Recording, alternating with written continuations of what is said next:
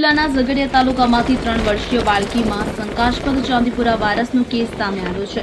આશરે 3 વર્ષની બાળકીમાં શંકાસ્પદ ચાંદીપુરા વાયરસના લક્ષણો દેખાતા બાળકીને તાત્કાલિક સારવાર અર્થે સિવિલ હોસ્પિટલના સ્પેશિયલ પીડિયાટ્રિક વોર્ડમાં ખસેડવામાં આવી છે। તબીબોના જણાવ્યા અનુસાર બાળકીને તાવ, ઝાડા, ઉલટી સાથે ખેંચ પણ આવી હતી, જેના કારણે તેના સેમ્પલ લેબોરેટરીમાં પરીક્ષણ અર્થે મોકલવામાં આવ્યા છે। જો કે હાલ 3 વર્ષીય બાળકીની તબિયત સારી અને સ્થિર હોવાથી ચિંતાજનક કોઈ કારણ નથી, તેમ છતાં શંકાસ્પદ કેસ મળતા આરોગ્ય વિભાગ દ્વારા ગામમાં રોગચાળા અટકાવતી પગલાં ભરી બાળકને હોસ્પિટલમાં દાખલ કરવામાં આવી દીધી હતી।